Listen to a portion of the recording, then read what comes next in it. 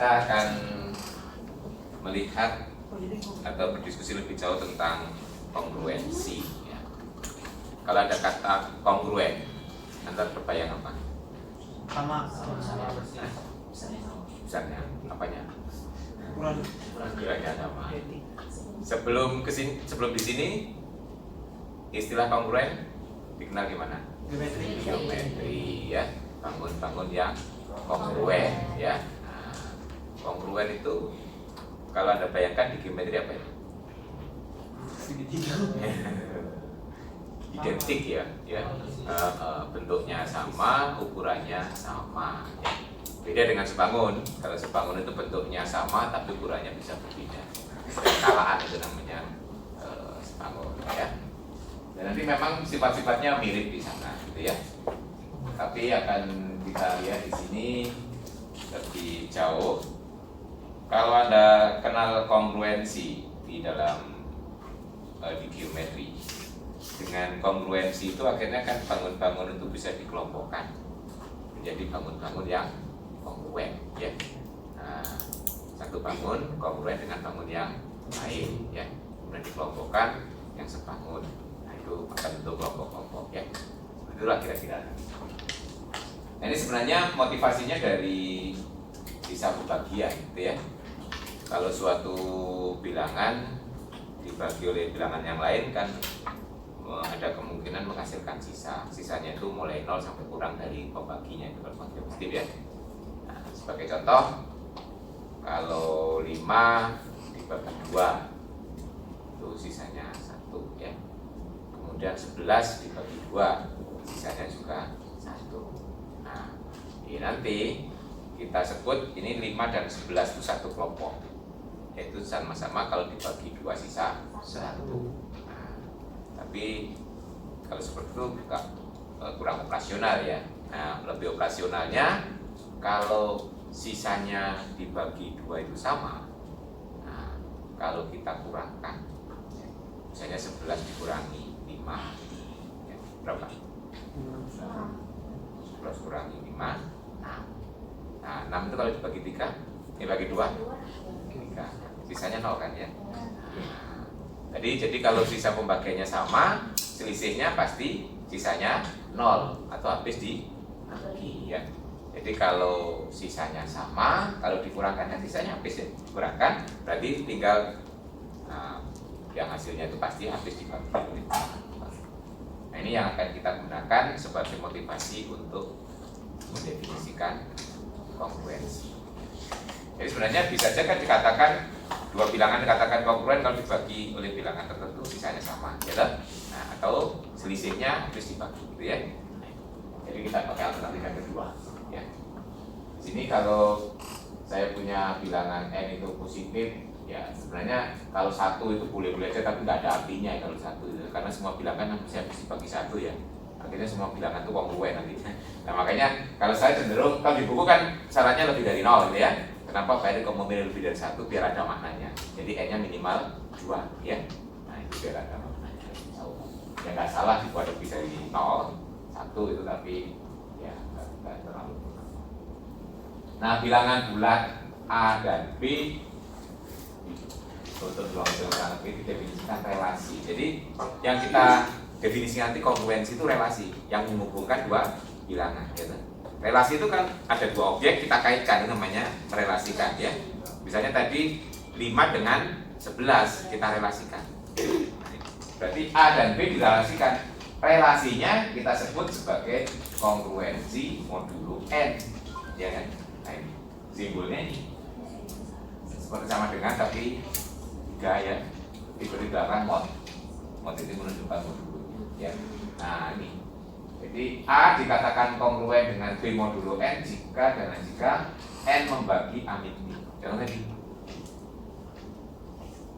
5 dan 11. Selisihnya kelipatan 2, gitu, habis dibagi 2. Berarti itu namanya 5 dan 11 kongruen modulo 2. Nah, gitu ya. Itu mati seperti ini.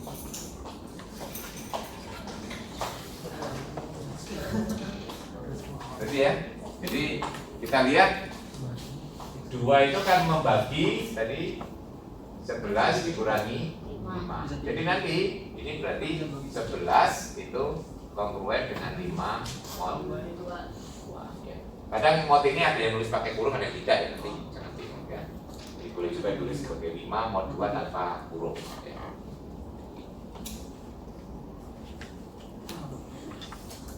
Disebut kongruen modulo N. Nah, ini juga nanti bisa kita pakai sebagai sifat ya. Jadi kalau tadi kita punya 11 itu bisa ditulis sebagai 2 kali 5 ditambah 1. 5 itu bisa ditulis 2 kali 2 ditambah 1. Berarti sini kongruen itu kalau mempunyai sisa yang sama. Atau bisa juga kita tulis begini, 11 itu sama dengan 5 ditambah 6 ya. 6 itu saya tulis sebagai 3 kali 2 ya. Jadi kalau satu bilangan akan sama dengan bilangan yang lain ditambah kelipatan dari pembuat modulnya ini, kelipatan dari 2, maka 11 ini. Jadi kita bisa pakai ini definisi, nanti ya kita buktikan teorimanya. Ini juga yang ekivalen dengan definisi, ini juga ekivalen ya nanti ya. Jadi kita mengatakan dua bilangan itu kongruen bisa menggunakan ini definisi ini, atau bisa nanti menggunakan ini, yaitu kalau dibagi 2 di sini sisa sama berarti sama-sama modulo 2 kongruen modulo 2, atau yang satu merupakan bilangan yang lain ditambah kelipatannya gitu ya. Nah, ini kita lihat dia sifat lebih jauh. Nah, ini kita lihat ini yang kedua ya, kita lihat teorimanya. Jika kita punya bilangan bulat A dan B, nanti A kongruen dengan B modulo N jika terdapat bilangan bulat K sehingga A sama dengan B ditambah KN. Berarti ini KN yang ini ya.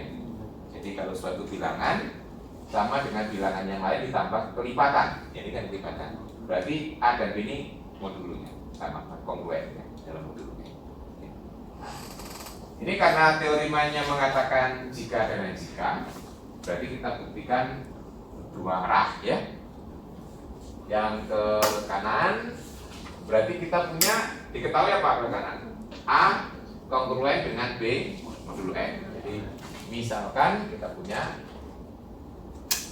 A kongruen dengan B mod, yang akan ditunjukkan A sama dengan B ditambah KN untuk suatu K bulat ya. Nah, ini menurut definisi ya. Menurut definisi tadi N membagi A min B ya. Nah, karena A itu membagi A min B, berarti A min B akan sama dengan KN untuk suatu K di C. Betul ya? Ini N membagi, berarti ini yang dibagi ini merupakan kelipatannya ya.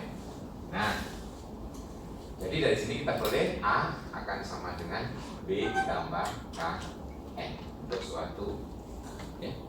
Ini yang ke kiri. Nah, ke kiri berarti kita punya ini ya. Misalkan A sama dengan B ditambah KN untuk suatu K di Z ya. Karena kita punya ini berarti ya tinggal balik ya. Nah, jadi A dikurangi B itu sama dengan K N. Jadi K membagi N membagi A min B. Jadi A kongruen dengan B mod.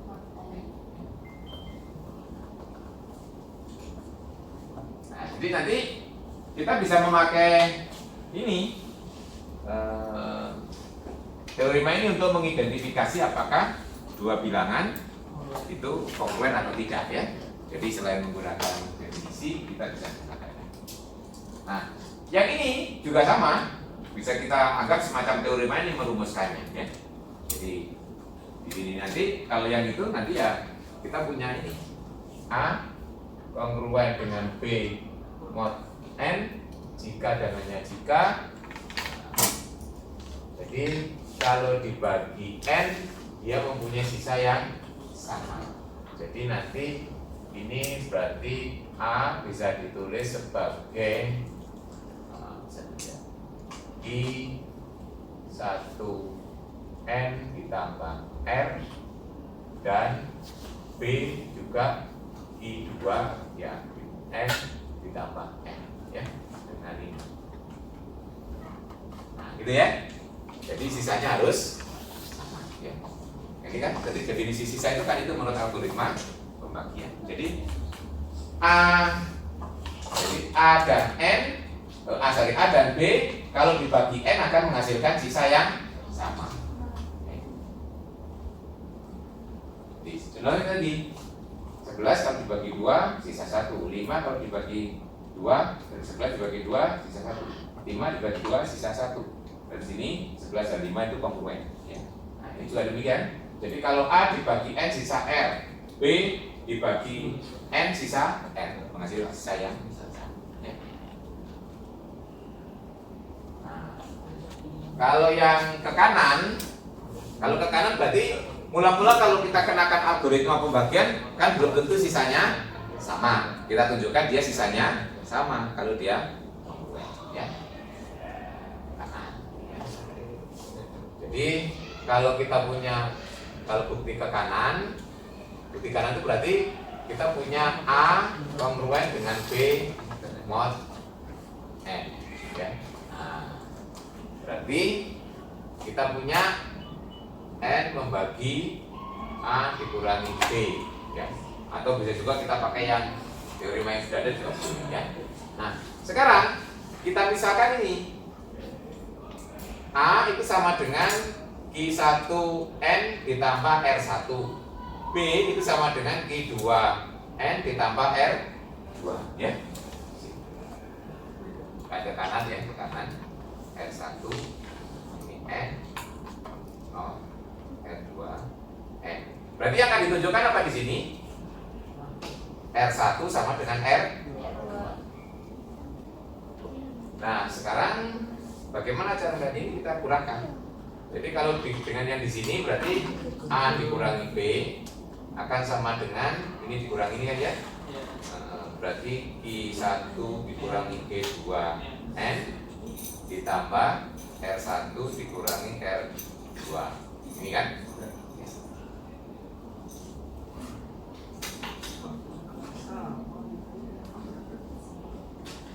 Sekarang coba perhatikan, N kan membagi A min B, berarti membagi yang luas kiri. Berarti N juga membagi ini loh, seluruhnya.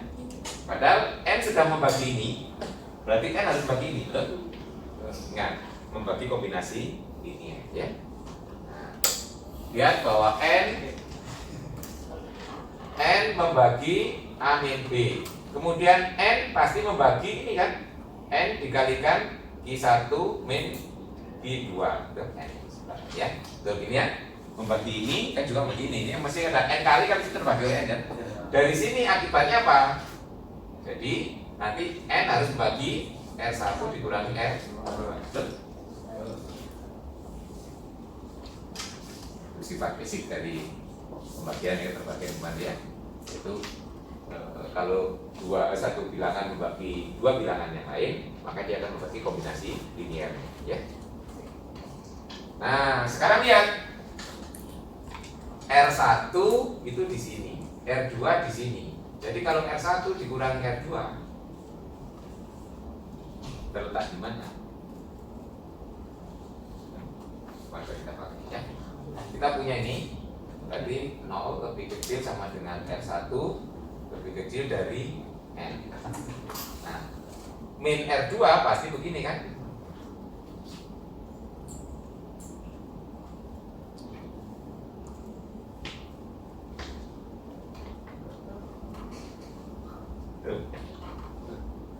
Nah, sekarang berarti R1 dikurangi R2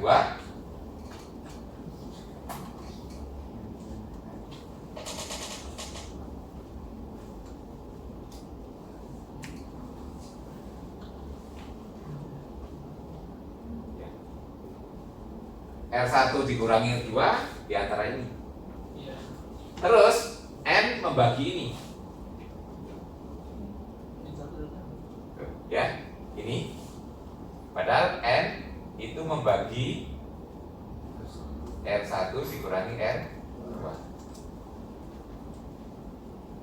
Berarti R1 R2 harus berapa? 0. Betul? Kenapa? Nah, ya kan kalau membagi itu kan berarti R1 R2 sama dengan K kali N. Gitu? Nah, padahal N bilangan yang positif, gitu? Berarti K-nya harus 0, betul kan? Nah, paham ini? Di sini berarti nanti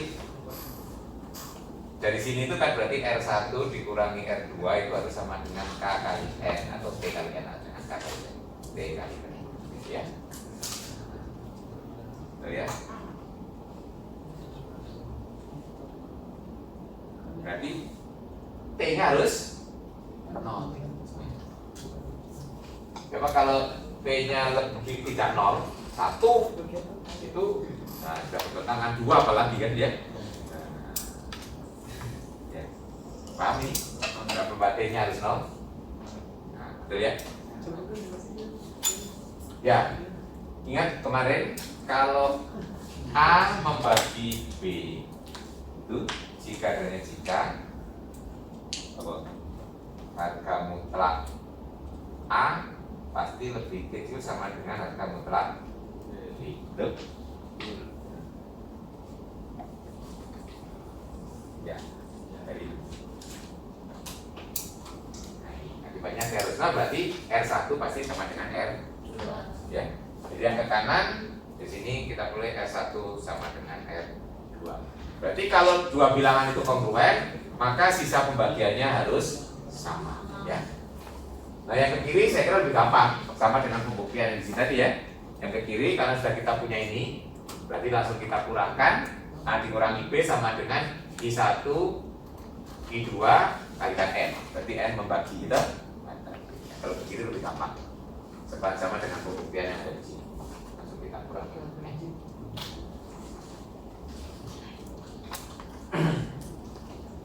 Ya, A dikurangi B, N-nya hilang, berarti tinggal sama dengan I1 dikurangi 2 kali N. Jadi N membagi A kurang B. Jadi A kongruen modulo.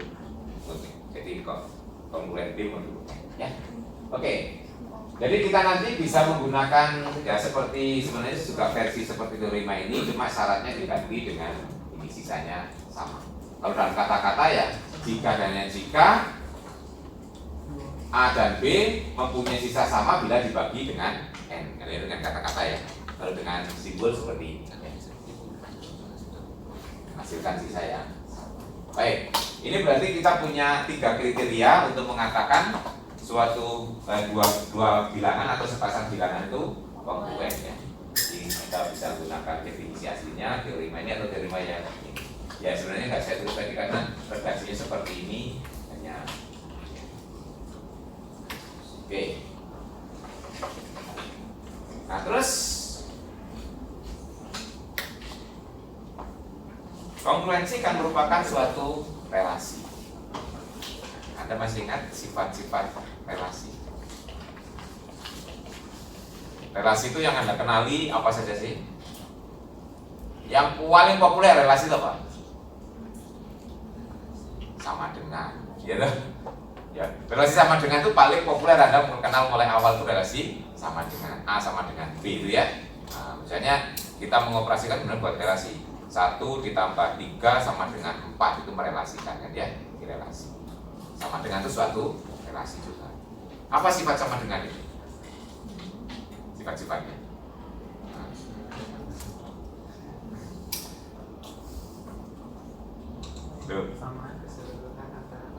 Sifatnya ya sifat.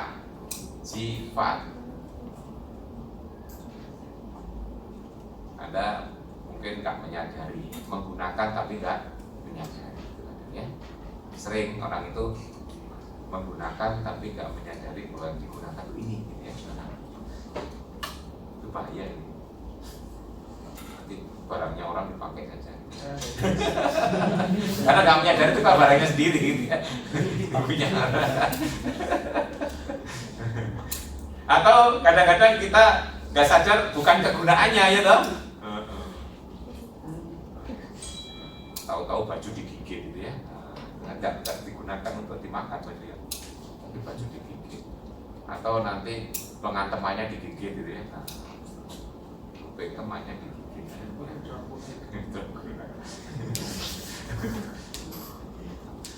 Oke, kalau A sama dengan A, itu kan gitu ya? Ya, 2 sama dengan 2, boleh ya? Sifat apa sebetulnya? Reflektif. Ya, refleks itu seperti orang berkaca. Kalau berkaca itu mesti terlihat sama ya. Nah, berarti relasinya itu sebagai kaca gitu loh ya, reflektif. Ya. Kalau Anda berkaca itu kan kelihatan Anda juga sendiri. Anda berkaca harus kelihatan orang lain gitu. Waduh, bahaya. Anda harus lari gitu ya. Makanya yang terlihat kan ke kepalanya. Waduh. Nah, itu namanya sifat reflektif. Ya. Sifat yang lain lagi apa? Coba dideteksi lagi. Kalau A sama dengan B, berakibat B sama dengan A. Sifat apa ini? Simetri. Loh, kenal loh ya, tadi ditanya kok sifat-sifatnya apa gitu. Jangan tiru dengan sifat operasi komutatif loh ya. Kalau komutatif itu sifat operasi, ini adalah sifat relasi ya, dua yang berbeda loh ya. Nah, apalagi yang Anda kenali? Transitif ya. A sama dengan B dan B sama dengan C, maka A sama dengan C. Kalau berteman belum tentu transitif ya. A teman B, B teman C. A belum tentu temannya C ya. Nah, A teman B itu di kampung sana, gitu. B teman C di kampus. Nah, sementara dengan ini beda kampung, gitu. Ada kemungkinan tidak. Ya. Berarti berteman itu juga relasi kan? Nah, antar manusia sebagai relasi. Nah, tapi cuma relasinya tidak transitif. Apalagi kalau pacar, wah malah lain itu ya. A pacar B, B pacar C. A pacar C. Segini. Yo. Ya sama kalau kan dengan C jadinya kan. Nah, kalau A pacar B, B pacar C kan kutubnya sama kan. Sama-sama positif dan sama-sama negatif. Oke. Nah, jadi relasi itu sebenarnya banyak ya, dalam sehari pun banyak. Tadi ya, berteman, pacar ya, ayah itu juga relasi toh. Ibu itu juga relasi kan, mengkaitkan ya. Nah, kalau dalam matematik ya, selain sama dengan yang kenali apa lagi? Khusus di matematika. Kemarin kan sudah membagi, itu juga relasi kan? Membagi itu kan berarti menghubungkan dua bilangan bulat kan? Merelasikan. 2 dikaitkan dengan 4, 2 membagi 4 ya. Nah, coba lihat, membagi itu apakah reflektif? Suatu bilang pas bagi dirinya sendiri kan? Iya. A membagi A, benar kan? Oh iya, reflektif kok tidak. Iya. A membagi A jelas dong. Apakah simetri? Tidak. Kalau A membagi B belum tentu berakibat B membagi A. Transitif? Iya, kemarin sudah dibuktikan kalau A membagi B, B membagi C pasti A membagi C. Jadi relasi membagi. Jadi ketika sifat tadi ada satu yang tidak terpenuhi ya. Nah, apalagi yang Anda kenali gimana? Yang membagi. Tuh, di awal kuliah itu ada relasi lebih dari. Itu juga relasi kan? A lebih dari B. Itu juga relasi, mengkaitkan ya. Caranya kita memberikan penghubung antara satu objek dengan objek lain, merelasikan kan? Nah, A lebih dari B. Gitu ya. Apakah reflektif? Tidak. Ya tidak. Masa A lebih dari A? Ya. Nah, tidak. Simetri? Tidak juga. Transitif? Yo iya. Kalau A lebih dari B, B lebih dari C, pasti A lebih dari C kan? Iya. Transitif. Ya. Banyak ya ternyata yang sudah. Tapi Anda, nah, di geometri kongruen. Nah, itu kan juga relasi. Kita merelasikan satu bangun dengan bangun yang lain. Apakah dia reflektif? Iya. Suatu bangun pasti kongruen dengan dirinya sendiri. Apakah simetri? Iya. Kalau bangun A kongruen dengan bangun B, pasti bangun B kongruen. Apakah transitif? Iya, sudah memakai itu ya. Kalau segitiga A sebangun dengan segitiga B sebangun dengan C, maka segitiga A sebangun. Nah, itu sebangun. Kongruen apa? Ya kan? Sebangun, kongruen itu juga merupakan suatu relasi di geometri. Masih ingat nama suatu relasi kalau memenuhi 3 hal tadi, yaitu reflektif, simetri, dan transitif? Kompromi. Apa? Relasi? Namanya relasi apa? Kalau memenuhi ketika sifat itu. Loh, kok tadi kan? Waktu pelajaran relasi. Saya yakin Anda pernah membaca, ya, pernah ketemu, cuma lupa. Buktinya kalau diingatkan keluar semua itu ya, itu berarti Anda sudah ada di dalam ini ya. Cuma karena nggak dipakai, akhirnya masuk ke memori jangka panjang, ya, karena dia penting. Baik. Ada yang sudah ingat? Suatu relasi kalau memenuhi 3 hal, yaitu tadi sifat 3 itu ya, reflektif, simetri, dan transitif. Ekivalen. Yes. Kalian ya, relasi ekivalen. Nah, terus saya gali lebih jauh. Apa dampaknya terhadap himpunannya itu ya? Ini berarti terhadap himpunannya kalau ada relasi ekivalen. Dampaknya apa? Kalau di dalamnya ada relasi ekivalen. Saya beri ilustrasi begini. A berrelasi dengan B jika A dan B mempunyai tanggal lahir yang sama atau berulang tahun di tanggal yang sama. Itu relasi ekivalen enggak? Kalian coba lihat. Pasti reflektif ya. Pasti seseorang pasti tanggal lahirnya sama dengan dirinya sendiri kan.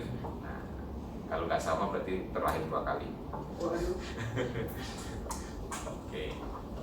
Yang kedua, apakah simetri? Iya. Kalau A tanggal lahirnya sama dengan B, maka B tanggal lahirnya sama dengan A, ya. Transitif? Iya. Kalau A tanggal lahirnya sama dengan B, B tanggal lahirnya sama dengan C, berarti A dan tanggal lahirnya, ya. Nah, itu relasi ekivalen. Terus saya punya pengumuman. Sekarang mengumpul menurut tanggal lahir yang sama. Apa yang Anda bayangkan? Akan terbentuk kelompok. Nah, pertama, setiap manusia yang ada di situ pasti masuk di salah satu kelompok. Gak mungkin masuk di 2 kelompok yang berbeda. Itu yang disebut dengan partisi. Ya. Jadi kalau kita punya relasi ekivalen, dampaknya himpunan objek itu akan terpartisi, yaitu terbagi menjadi kelompok-kelompok, bahwa setiap objek masuk di salah satu kelompok dan antar kelompok itu nggak ada yang punya unsur yang sama atau tidak beririsan, ya. Nah, itu dampaknya. Nah, itu nanti karena relasi ekivalen, masing-masing kelompok itu kita sebut dengan kelas ekivalen. Kelas ekivalen itu ya yang satu jenis, jadi mempunyai kriteria yang sama terhadap relasinya tadi. Kalau relasinya berulang tahun di tanggal yang sama, berarti satu kelompok itu tanggal ulang tahunnya sama. Gitu ya. Kita lihat apakah relasi kongruensi itu nanti merupakan suatu relasi. Kira-kira ekivalen kan? Bisa buktikan? Belum bisa. Nah, kok bisa mengatakan ekivalen? Belum bisa buktikan. Feelingnya saja ya. Oke. Nah, jadi relasi kongruen modulo N merupakan relasi ekivalen pada hubungan bilangan bulan ya. Nah, kalau kita yang membuktikan relasi ekivalen ya kita buktikan 3 sifat tadi. Yang pertama apakah reflektif, yaitu apakah A berrelasi dengan A. Pertanyaan yang pertama, apakah A kongruen dengan A modulo N? Betul? A kongruen dengan A modulo N. Kenapa? Ya, karena A dikurang E berapa? 0. N pasti bagi 0 kan? Ya, berarti A pasti kongruen dengan A. Jadi yang pertama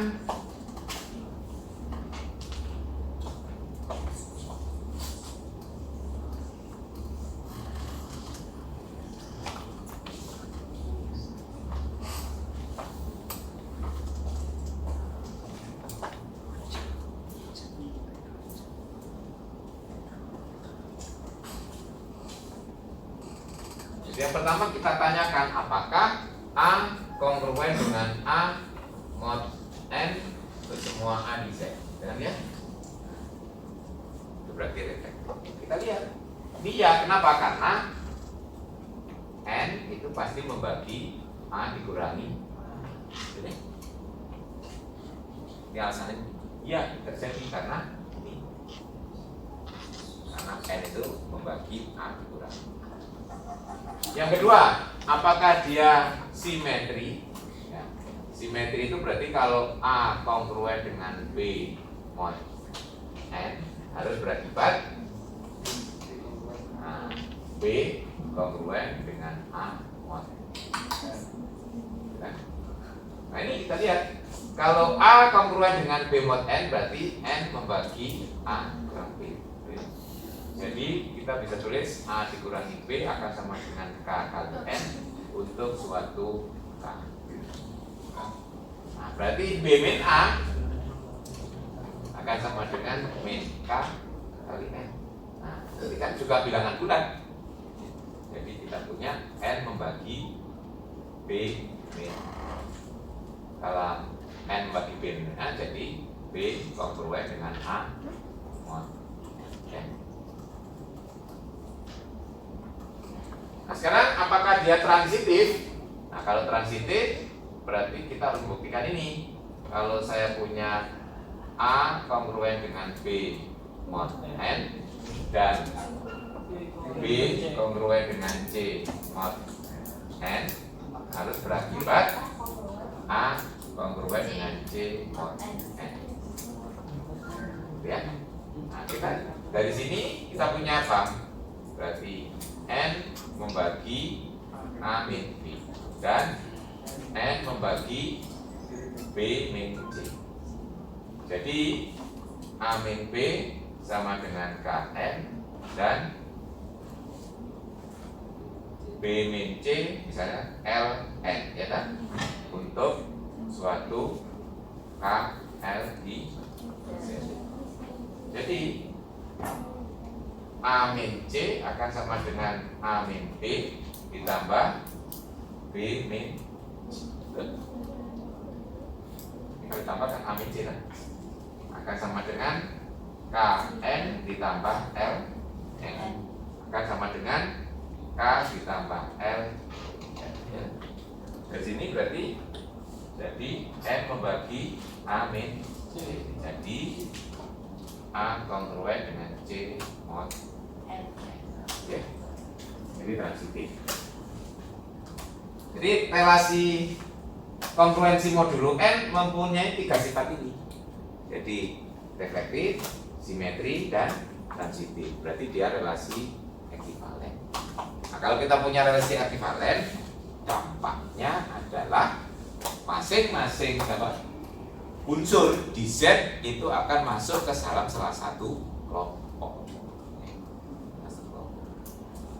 Nah, saya berikan ilustrasi begini. Sebagai contoh, mod 3 saja ya. Nah,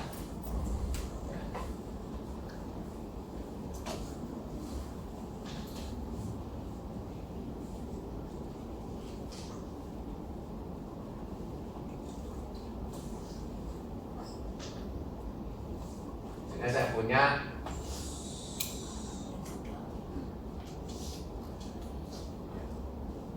jadi karena itu berarti akibatnya relasi ekivalent mempunyai tepat n faktor beda. Itu nanti kita beri ilustrasi dulu ya. Ilustrasinya itu tadi kesimpulannya kita buat ilustrasi dulu. Dan kita punya relasinya A kongruen B mod 3 ya. Relasi ekivalent. Nah, berarti relasi ekivalent. Nanti yang disebut kelas itu ini. Kelasnya A itu adalah semua unsur yang berelasi dengan A. Jadi yang mempunyai karakter sama dengan A itu namanya kelasnya A, kelompoknya A. Contoh tadi ya, misalnya silakan mengumpul yang tanggal lahirnya sama dengan Pak Heri ya. Nah, itu kumpul. Nah, itu namanya kelas Pak Heri. Nah, gitu ya. Nah, itu. Jadi kelasnya A ya yang mempunyai karakter sama dengan A atau yang berelasi dengan A, gitu ya.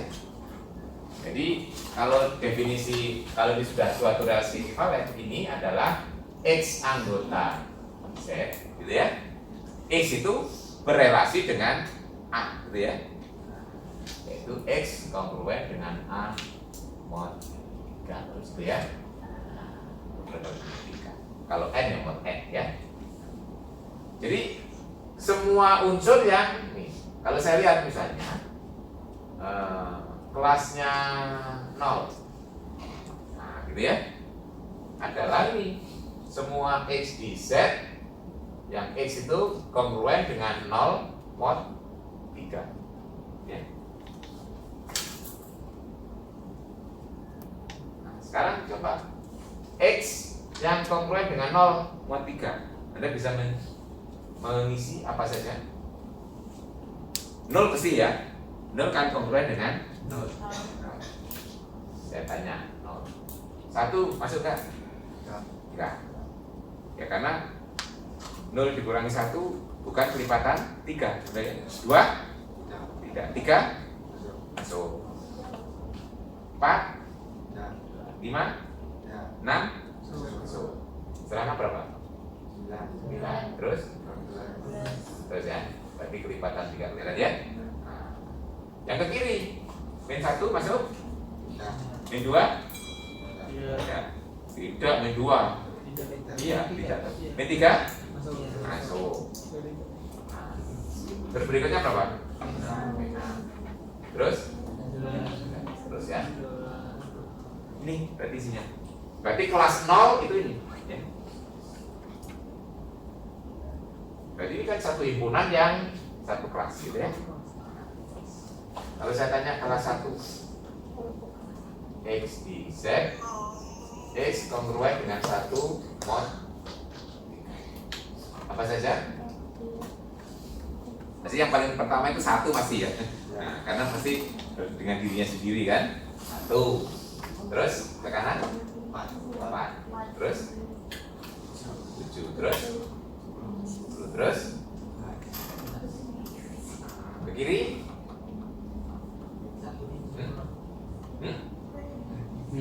min 2. Min 1 enggak toh? Selisihnya min 1 dengan 1 itu 2 ya toh? Bukan kelipatan 3 toh. Min 2. Terus min 5. Terus nah itu ya. Paham? Terus kan kelas 2 X anggota Z, X kongruen dengan 2.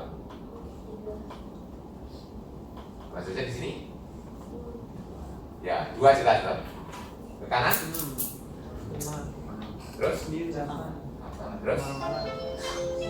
terus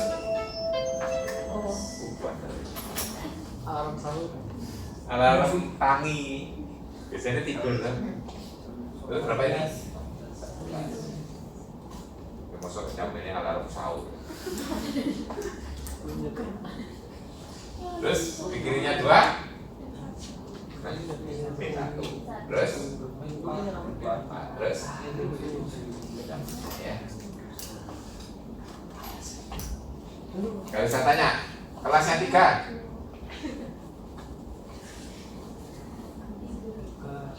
3 6 9 12 ke kiri Min 3 sama dengan kelasnya apa ini?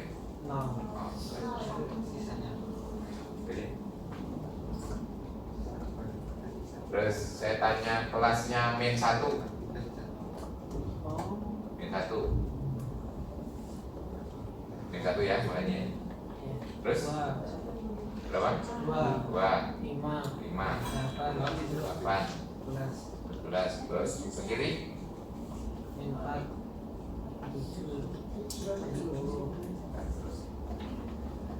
sama dengan kelasnya apa ini? 2 Kelas 2 ya.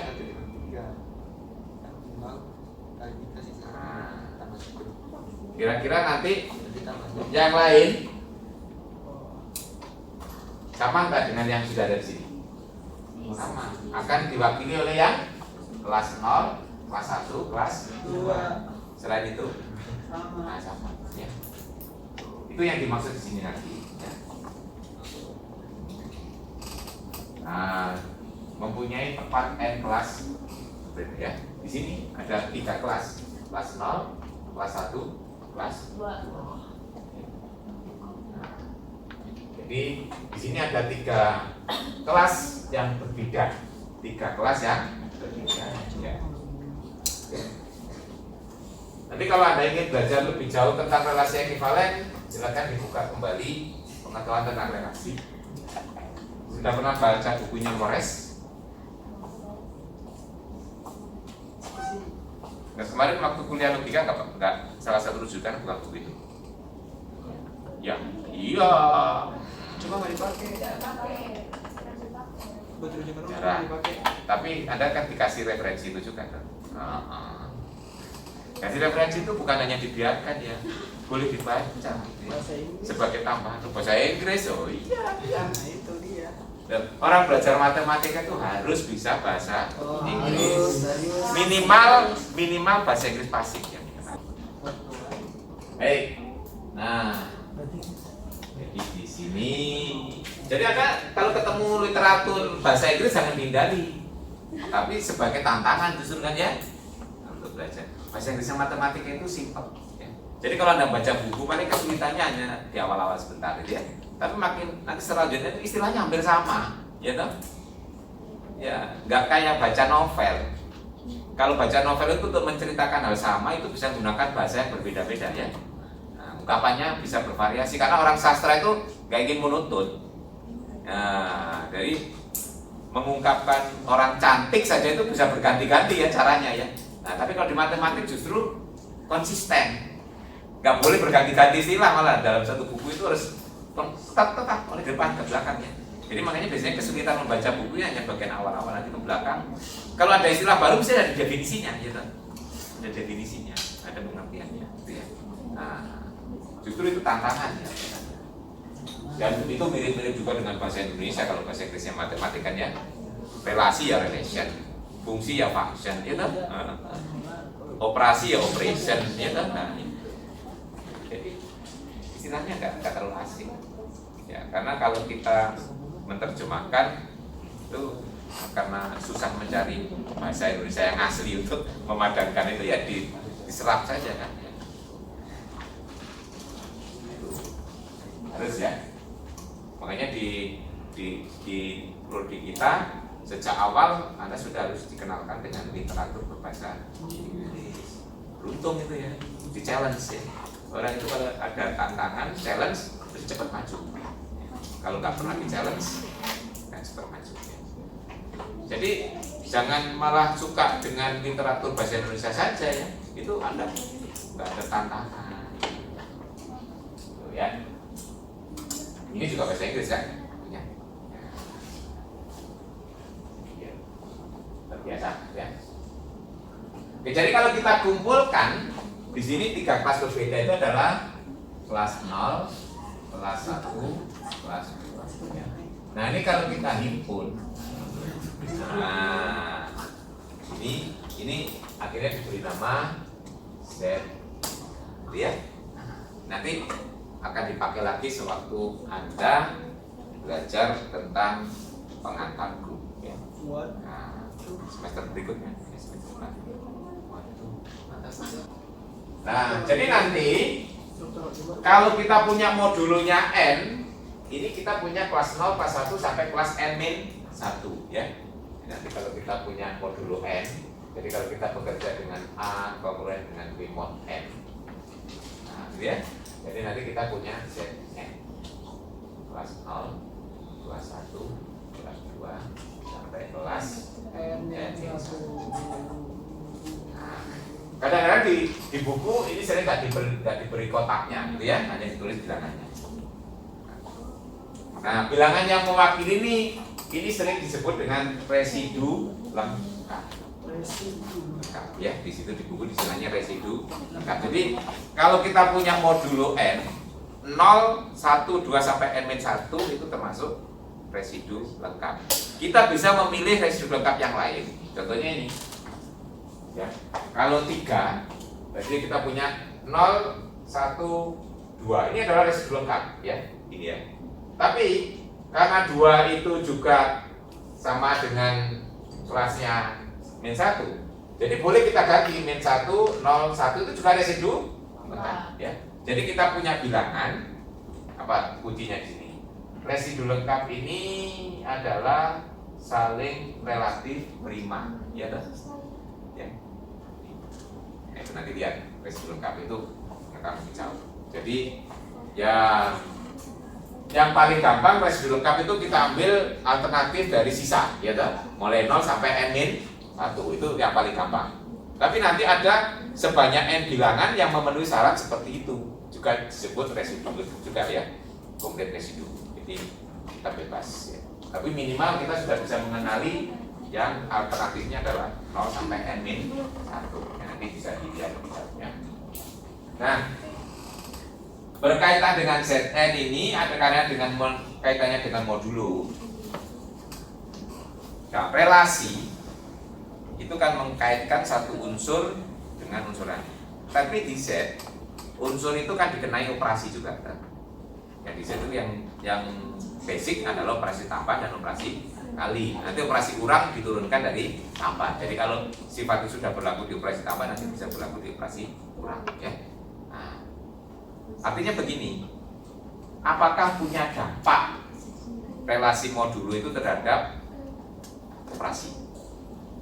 Misalnya, kalau kita punya dua pasang bilangan yang ekvivalen atau yang kongruen, apakah kalau ditambahkan tetap kongruen? Kalau dikalikan juga tetap kongruen. Kalau sama dengan kan dia dong. Kalau kita punya dua pasang bilangan yang sama, ditambahkan tetap sama, dikalikan tetap sama, ya. Maksudnya kalau dua pasang tadi A sama dengan B, C sama dengan D, maka A tambah C pasti sama dengan B tambah D. Betul? A kali C sama dengan B kali D. Nah, apakah kongruen itu juga mempunyai sifat seperti itu kan? Artinya apa? Dia tidak berpengaruh terhadap operasi. Mau dioperasikan dulu baru dikongruenkan, hasilnya akan tetap kalau dikongruenkan dulu baru dioperasikan, itu ya. Sama dengan sama dengan gitu ya. Disama dengankan dulu baru dioperasikan, atau dioperasikan dulu baru disama dengankan, hasilnya sama, gitu ya. Nah, itu artinya kalau kita punya dua pasang yang berelasi, hasilnya juga tetap hasilnya berelasi juga, gitu ya. Nah, ini ilustrasi itu ya. Jadi artinya kalau kita punya dua pasang bilangan itu berelasi kongruen, kalau kita tambahkan juga tetap berelasi, ya. Tadi ya, ini kita sudah punya ini tadi. Nah, sekarang kita akan melihat lebih jauh tentang itu, tapi dengan melihat tadi sifat itu, ya, ini ya, sifat itu yang saya dimaksudkan tadi. Ini yang pertama ya. Jadi kalau saya punya 4 bilangan, sepasang berelasi, kalau ditambahkan juga tetap berelasi, kalau dikalikan juga tetap berelasi, itu maunya, ya. Jadi A kongruen dengan B, C kongruen dengan D, maka nanti A ditambah C tetap kongruen dengan B tambah D. Itu mirip sama dengan, ya. Kalau A sama dengan B, C sama dengan D, maka A tambah C tetap sama dengan B tambah D. Itu maksudnya sifatnya sama, ya. Nanti kalau dikalikan juga ya, A kali C juga tetap kongruen dengan B kali sama dengan. Ada yang sudah mencoba membuktikan? Nanti penting, ini karena nanti akan kita kenakan di himpunan ini kalau itu sudah benar. Oke, yang pertama kita lihat kalau dua bilangan itu kongruen, apakah tambahnya juga tetap kongruen? Jadi kita punya A kongruen dengan B mod N. Kemudian kita punya C kongruen dengan D mod N. Ya. Berarti dari sini A dikurangi B adalah kelipatan N, ya kan? Berarti A dikurangi B sama dengan K kali N. Dari sini C dikurangi D sama dengan L kali N, ya. Untuk suatu K L I Z. Nah, sekarang kita lihat kalau ini kita jumlahkan, gitu. Berarti kan A dikurangi B ditambah C dikurangi D akan sama dengan KN ditambah L. Ini saya susun ulang. Berarti A ditambah C dikurangi B ditambah D. Betul ya? Tetap ya? Itu akan sama dengan K ditambah L. Berarti A ditambah C dikurangi B dikurangi B ditambah D kelipatan N. Betul ya? Jadi akhirnya ini A ditambah C tetap kongruen dengan B ditambah D. Itu ya sifat yang pertama. Ini sifatnya mirip dengan relasi sama dengan. Ya. Kalau kita punya dua pasang sama, ditambahkan ke sama. Nah sekarang kali yang perkalian. Apakah AC tetap kongruen dengan BD?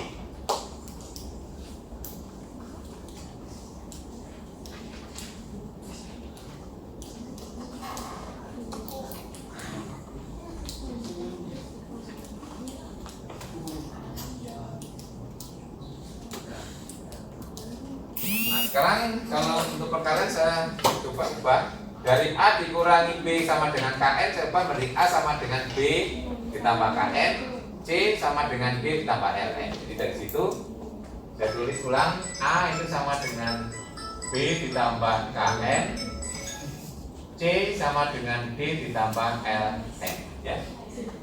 Berarti A dikalikan C akan sama dengan B ditambah KN terus D ditambah L. Itu berarti sama dengan B D terus B L N K N D K N L N. Gitu ya. Berarti di sini ini saya pindah ke ruas kiri, AC dikurangi BD sama dengan N-nya saya keluarkan B L K D K L. Ini kan berarti apa? N membagi ini kan? Iya. Ini kelipatan tadi kan. Jadi AC kongruen B D mod N. Nah, jadi sifat ini, nah ini berarti kongruensi itu tidak mengubah tambah dan kali ya. Nah, jadi dua pasang ini kita punya dua pasang bilangan yang kongruen, kita tambahkan tetap kongruen, kita kalikan juga tetap kongruen, sama dengan sifat yang ada di sama. Nah, yang kedua pada operasi kali di bilangan bulat itu juga berlaku konselasi. Ya, kalau AB sama dengan AC itu akan berakibat B sama dengan C kalau A nya apa? Ya, 0. Ya. Ya, ini ilustrasi ya. AC sama dengan AB sama dengan AC dengan syarat A tidak 0 ya. Jika 0 ini akan berakibat B sama dengan C. Tapi kalau kongruen, apakah syarat ini saja cukup? Ya, saya punya AB kongruen dengan AC mod M. Nah, kemudian A-nya tidak 0. Apakah ini berarti berlaku B kongruen dengan C?